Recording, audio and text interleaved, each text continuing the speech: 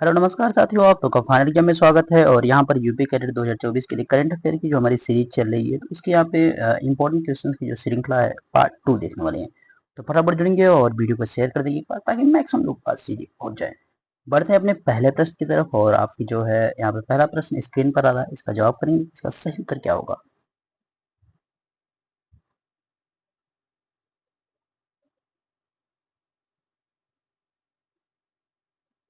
नायब सैनी किस राज्य के मुख्यमंत्री बने हैं? Nayab Saini has become the chief minister of which state? देखो, नायब सैनी अभी नए नए बने हैं, जल्दी में बने। कहाँ के बने हैं? तो राइट आंसर की बात करेंगे तो हरियाणा के बने। ठीक है, तो डी ऑप्शन यहाँ पे सही है। तो हिमाचल प्रदेश के कौन है भैया? सुखविंदर सिंह सुक्खू। ठीक है, सुखविंदर सिंह सुक्खू। सुक्खू भैया यहाँ पे हैं। मध्य प्रदेश में कौन है? मोहन यादव को बनाया गया है, ये पॉइंट भी याद रखिएगा। देखिए, जहां जहां पर भी रिसेंट में आपके जो है सीएम बनाए गए हैं या कह सकते हैं गवर्नर चेंज किए गए, यानी राज्यपाल या उपराज्यपाल, उनको भी आप याद रखिएगा। राजस्थान की जब आप लोग बात करते हैं तो राजस्थान का जो है भजन लाल को बनाया गया, भजन लाल शर्मा जो है उनको बनाया गया है। ठीक है, भजन लाल शर्मा। तो ये पॉइंट याद रखिएगा।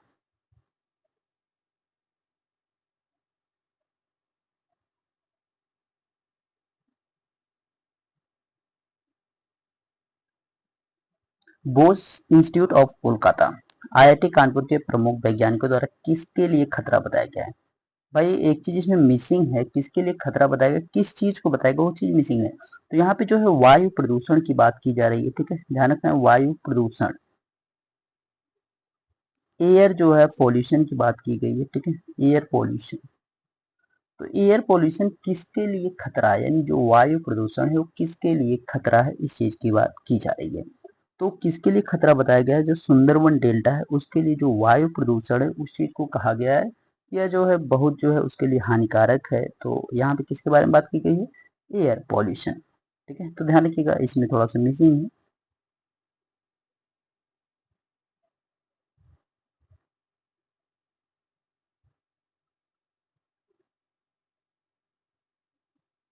हाल ही में अप्रैल 2024 को राष्ट्रपति के द्वारा प्रसिद्ध नृत्यांगना पद्मा सुब्रमण्यम को पद्म विभूषण से मरणोपरांत सम्मानित किया गया। यहाँ तक ठीक है कि नृत्यांगना जो है पद्म सुब्रमण्यम को जो है पद्म भूषण दिया गया है, वो भी मरणोपरांत। लेकिन पूछा जा रहा वह किस शास्त्रीय नृत्य की नृत्यांगना थी, यानी कौन से क्लासिकल डांस की जो है डांसर रही है? Recently on April 2024 famous dancer Padma Subrahmanyam was the posthumously honored with the Padma Vibhushan by the president. She was dancer of which classical dance? तो किसकी रही है भाई, ये आपसे पूछा जा रहा है। तो किसकी थी? भरतनाट्यम की। भरतनाट्यम आपका तमिलनाडु में। ठीक है, ये स्टेट आपसे अगर पूछ लेगा तो तमिलनाडु याद रखिएगा। मोहिनी अट्टम आपका केरल है। और कथक आपका उत्तर प्रदेश। कुचिपुड़ी आपका आंध्र प्रदेश। तो इस चीज का भी आपको ध्यान रखना है। हाँ, एक चीज और आपसे पूछ सकता है कि जो सुब्रमण्यम है उनके साथ और किस किसको दिया गया था? यम वेंकैया जो नायडू है उनको भी दिया गया है। और बिंदेश्वर पाठक है, उन्हें भी ये पद प्रदान किया गया है। ठीक है, बिंदेश्वर पाठक को। अगर आपसे पूछ लेगा पद्म भूषण, पद्म भूषण, मैं इस पे एक अलग वीडियो लेकर के आऊंगा, नेक्स्ट क्वेश्चन वहां पे ऐड करूंगा। यहाँ पे थोड़ा बता दे रहा हूँ कुछ इंपॉर्टेंट पर्सन जो है पद्म भूषण जो दिया गया है, जैसे कि आपका मिथुन चक्रवर्ती आपसे पूछ सकता है। और दूसरा जो है एक गायिका है उषा उत्थुप, उनको आपसे पूछ सकता है। दूसरे एक और पर्सन इंपॉर्टेंट जिनके बारे में आपसे पूछ सकता है, उत्तर प्रदेश के पूर्व राज्यपाल राम नाईक को भी दिया गया है पद्म भूषण सम्मान। तो ये चीज भी आपको याद रखना है।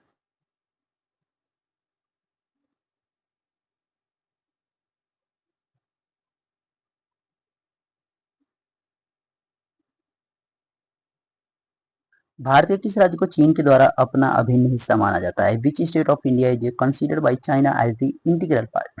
भैया चाइना कहता है कि हमारा हिस्सा है, इंडिया का वो कौन से राज्य की बात कर रहा है? तो बात करता है अरुणाचल प्रदेश। अरुणाचल प्रदेश को कहता है कि हमारा हिस्सा है। और जब अभी एशियन गेम्स होते हैं ना, तो यहाँ के लोगों को जो यहाँ के खिलाड़ी थे उनको कह रहा था कि भाई आपके लिए क्यों वीजा की जरूरत है, पासपोर्ट कुछ नहीं, आप पासपोर्ट ना बनाओ, आप अपने हो, आप हमारे देश में नहीं, आप अपने ही देश में आ रहे हो, तो आपको कैसे? तो समस्या यही थी। इसलिए जो अरुणाचल प्रदेश वालों को मना कर दे भैया आप रहने दो जाने को। ठीक है, काफी झोल झाल है। हाँ, एक चाइना में जो ये अरुणाचल प्रदेश को एक जंग नाम के नाम से जाना जाएगा, ठीक है, जंग नॉन के नाम से यहाँ पे जाना जाता है। किसको? अरुणाचल प्रदेश को चाइनीज नेम में है, ठीक है, जंग नॉन।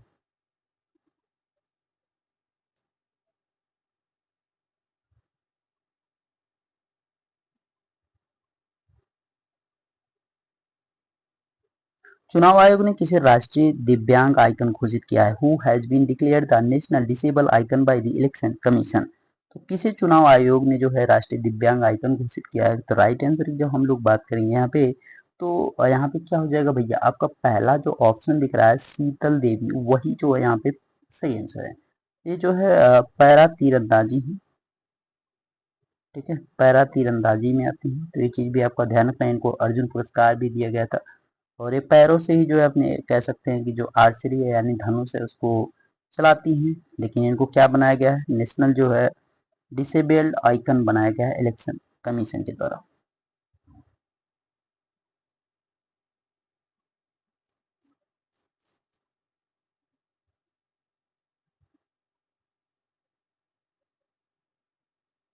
किस नदी के नीचे चलने वाली देश की पहली under water metro, main point है अंडर वाटर मेट्रो, का प्रधानमंत्री मोदी द्वारा उद्घाटन किया गया? विन वाच अरे आप यहाँ पे इंग्लिश में आपका नहीं चेंज है, ठीक है, प्रीवियस क्वेश्चन ही आपका इंग्लिश में देखने को मिल रहा है, तो आप ध्यान रखेंगे। जो आपकी फर्स्ट अंडर वाटर ट्रेन है उसका जो इनोग्रेशन किया गया है किसके द्वारा? पीएम मोदी के द्वारा। बट आपसे पूछा जा रहा है कि अंडर विच रिवर, यानी कौन सी नदी के नीचे है, यानी जो मेट्रो बनाया गया है अंडर वाटर, कौन सी नदी के नीचे बनाया गया है? तो इसको बनाया गया हुगली नदी का, ठीक, उसके नीचे। आपको आगे मैं चित्र भी दिखा देख सकते हैं। यहाँ पे जो ये ब्रिज आपका दिख रहा है काफी फेमस आपका हावड़ा का जो ब्रिज है, तो यहाँ पे ये नीचे देखिए आपका मेट्रो का सीन दिखाया गया है, ठीक है, इस तरह से कुछ आपका यहाँ पे बना करके दिखाया गया है कि ऐसे ही जो कुछ है पानी वाला पोर्शन। और यहाँ से देखिए 13 मीटर नीचे जो जल वाला भाग है उससे 13 मीटर नीचे जो यहाँ पे टनल है, ये टनल है, ये आपका मेट्रो वाला पोर्शन दिख रहा है, तो ये आपका टनल है, इससे ये गुजरेगी, ठीक है।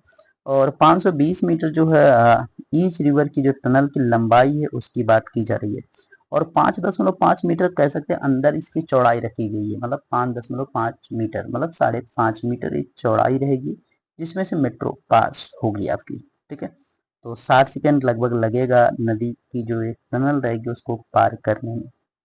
और इसकी लंबाई वगैरह आप जो है यहाँ पे देख सकते हैं 16.6 kilometre length of the Kolkata, ये कई सारी चीजें आपका दे रखा है तो वो आपको याद रखना है, ठीक है।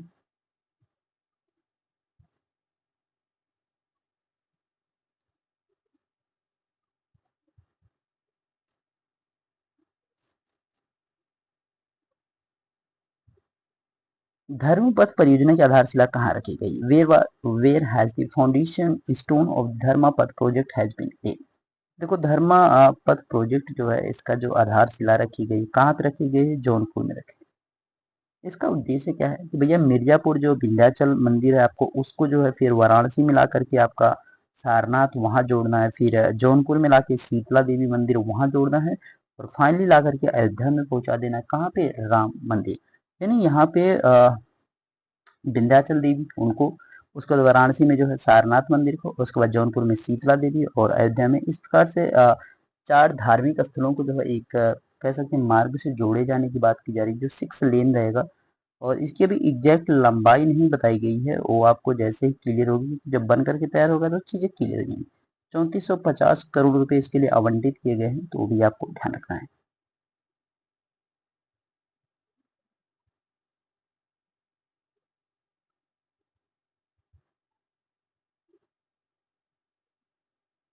प्रश्न: केंद्रीय शिक्षा मंत्रालय के निर्देश के अनुसार कितने वर्ष से कम उम्र के बच्चों को कोचिंग सेंटर में प्रवेश पर रोक लगा दी है?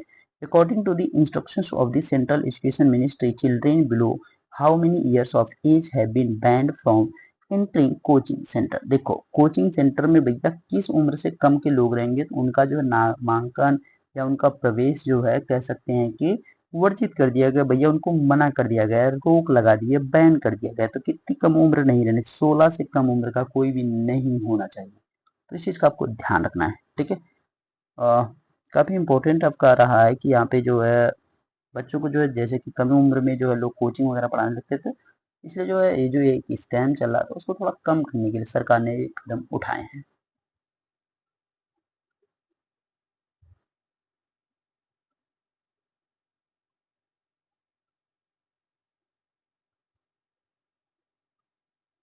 वर्तमान में भारत का सबसे लंबा समुद्री पुल है। At present longest sea bridge in India. Sea bridge भैया सबसे लंबा वाले की बात की जा रही है। कितनी लंबाई है? 21.8 किलोमीटर है। ठीक है, ध्यान रखना है।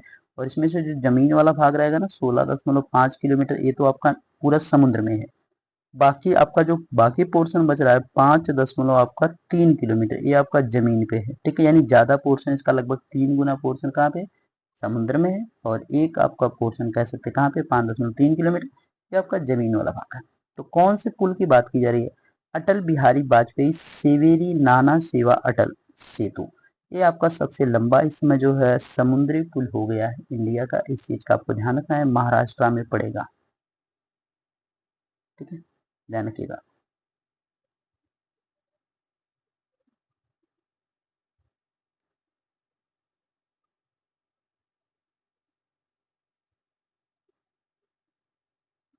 स्वामीनाथन पुरस्कार 2024 किसे दिया गया है?